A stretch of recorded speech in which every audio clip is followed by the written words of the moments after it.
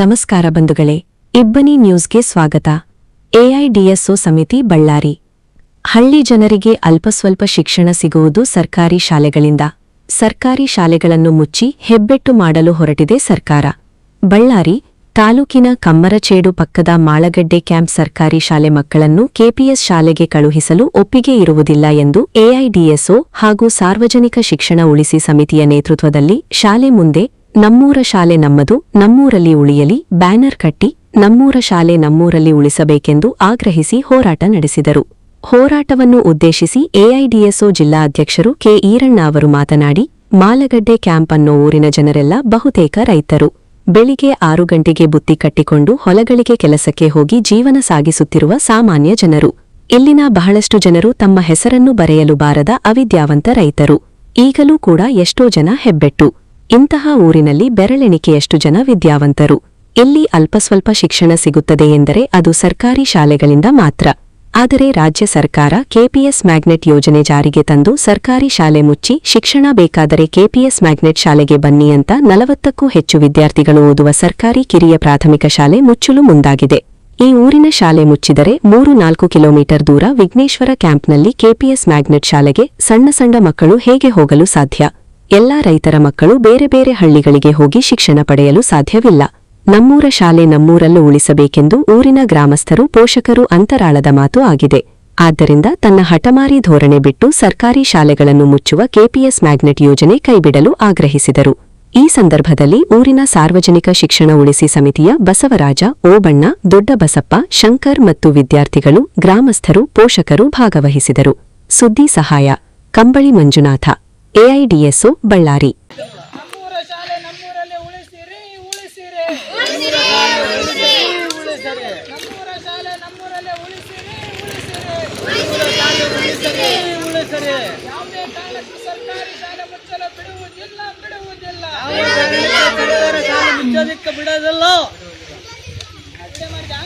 ನಾವು ಬಳ್ಳಾರಿ ಜಿಲ್ಲೆಯ ಕಮ್ಮರಚೇಡು ಹತ್ತಿರ ಇರುವಂಥ ರೂಪನಗುಡಿ ಹತ್ತಿರ ಇರುವಂಥ ಮಾಳಗಡ್ಡ ಕ್ಯಾಂಪ್ನಲ್ಲಿ ಸರ್ಕಾರಿ ಕಿರಿಯ ಪ್ರಾಥಮಿಕ ಶಾಲೆ ಅಂತೇಳಿ ಇಲ್ಲಿ ಸುಮಾರು 50ಕ್ಕೂ ಹೆಚ್ಚು ಮಕ್ಕಳು ವಿದ್ಯಾಭ್ಯಾಸ ಮಾಡ್ತಾ ಇದ್ದಾರೆ.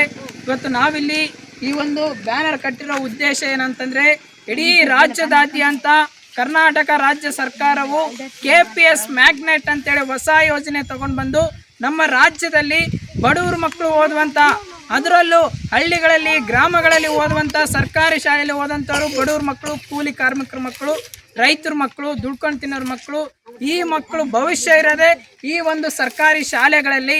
ಇವತ್ತು ಸರ್ಕಾರಿ ಶಾಲೆಗಳಲ್ಲಿ ಶಿಕ್ಷಣ ಕಲಿಯೋದಕ್ಕೆ, ಅಕ್ಷರ ಕಲಿಯೋದಕ್ಕೆ ಇರೋದೇ ಒಂದೇ ಸರ್ಕಾರಿ ಶಾಲೆ ಮಾತ್ರ.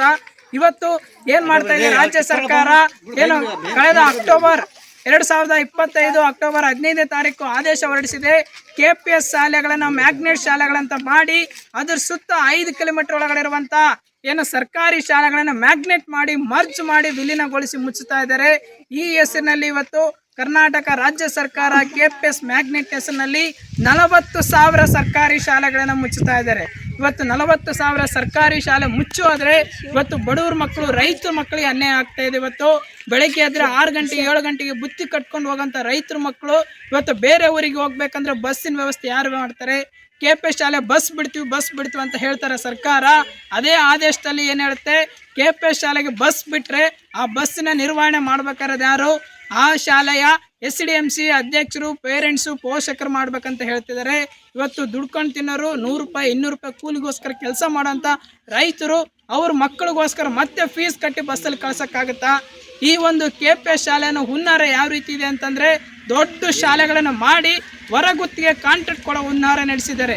ಈ ರೀತಿ ಆದರೆ ಇವತ್ತು ಬಡವ್ರ ಮಕ್ಕಳು ಪ್ರಯಾಣ ಕಾಂಟ್ರಾಕ್ಟ್ ಹೋಗಿರುವಂಥ ಕೆಪಿಎಸ್ ಶಾಲೆಗೆ ದುಡ್ಡು ಕಟ್ಟಿ ಓದೋಕ್ಕಾಗಲ್ಲ. ಹಾಗಾಗಿ ಬರೀ ಬಣ್ಣ ಮಾತುಗಳನ್ನು ಹೇಳಿಬಿಟ್ಟು ಬರೀ ಇವತ್ತು ಸರ್ಕಾರ ಟಿವಿಗಳ ಮುಂದೆ, ಪತ್ರಿಕೆಗಳ ಮುಂದೆ ಬಂದು ಕೆಪಿಎಸ್ ಶಾಲೆ ಗುಣಮಟ್ಟ ಶಿಕ್ಷಣ, ಉಜ್ವಲ ಭವಿಷ್ಯ ಅಂತ ಮಾತಾಡ್ತಾ ಇವತ್ತು ಬಡವ್ರ ಮಕ್ಕಳ ಶಿಕ್ಷಣ ಕಸಿದುಕೊಳ್ತಾ ಇದ್ದಾರೆ. ಇವತ್ತು ಹಳ್ಳಿಗಳಲ್ಲಿ ಓದ್ಕೊಂಡಿರೋ ಮಕ್ಕಳು ಸಿಗ್ತಾರೆ ಅಂದರೆ ಅದರಲ್ಲಿ ಸರ್ಕಾರಿ ಶಾಲೆ ಇದ್ದಕ್ಕೆ ಮಾತ್ರ. ಇವತ್ತು ಎಷ್ಟೋ ಕಡೆ ಹಳ್ಳಿಗಳಲ್ಲಿ ಬಂದು ನೋಡ್ತಾ ಇದ್ದೀವಿ, ಸುಮಾರು ಜನ ಏನು ಹಳೆ ಕಾಲದವರ ಹಿರಿಯರು ಓದಿಲ್ಲ, ಬರೀ ಹೆಬ್ಬಟ್ಟು ಓದ್ತಾರೆ ಇದ್ದಾರೆ, ಯಾರೋ ಸೈನ್ ಮಾಡೋದು ಮಾತ್ರ ಅಲ್ಪ ಸ್ವಲ್ಪ ಕಲ್ತ್ಕೊಂಡಾರೆ. ಆದರೆ ಇವತ್ತು ಸರ್ಕಾರಗಳು ಈ ಹೆಸರಿನಲ್ಲಿ ರಾಜ್ಯ ಸರ್ಕಾರ ಇವತ್ತು ಅಲ್ಪ ಸ್ವಲ್ಪ ಶಿಕ್ಷಣ ಪಡಿತಾ ಇದ್ರು ನಮ್ಮ ಊರುಗಳಲ್ಲಿ ಶಾಲೆಗಳನ್ನು ಮುಚ್ಚೋದಕ್ಕೆ ಮುಂದಾಗಿದೆ. ಇದನ್ನು ವಿರೋಧಿಸಿ ನಾವು ಹಳ್ಳಿಗೆ ಬಂದ್ಬಿಟ್ಟು AIDS ಅಂತ ವಿದ್ಯಾರ್ಥಿ ಸಂಘಟನೆ ಹಾಗೆಯೇ ಸಾರ್ವಜನಿಕ ಶಿಕ್ಷಣ ಉಳಿಸಿ ಅಂತೇಳಿ ಸಮಿತಿನ ರಚಿಸಿಕೊಂಡು ಆಮೇಲೆ SDMC ಅಧ್ಯಕ್ಷರು ಸದಸ್ಯರು ಊರಿನ ಹಿರಿಯರು ಗ್ರಾಮಸ್ಥರು ಪೋಷಕರು ಎಲ್ಲರನ್ನ ಸೇರಿಸ್ಕೊಂಡು ಸರ್ಕಾರಿ ಶಾಲೆ ಉಳಿಸ್ಬೇಕಂತೇಳಿ ಎಲ್ಲ ಊರುಗಳಲ್ಲಿ ಒಗ್ಗಟ್ಟಿನಿಂದ ಹೋರಾಟ ಕಟ್ತಾ ಇದೀವಿ.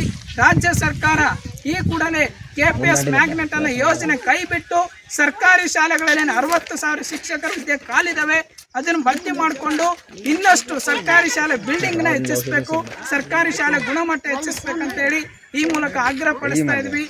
ನಾವು ನನ್ನ ಹೆಸರು ಈರಣ್ಣ, AIDS ಜಿಲ್ಲಾಧ್ಯಕ್ಷರು. ನಮ್ಮ ಜೊತೆಗೆಲ್ಲ ಊರಿನ ಗ್ರಾಮಸ್ಥರು ನಮ್ಮ ಜೊತೆಗಿದ್ದಾರೆ. ಎಲ್ಲರಿಗೂ ಧನ್ಯವಾದಗಳು.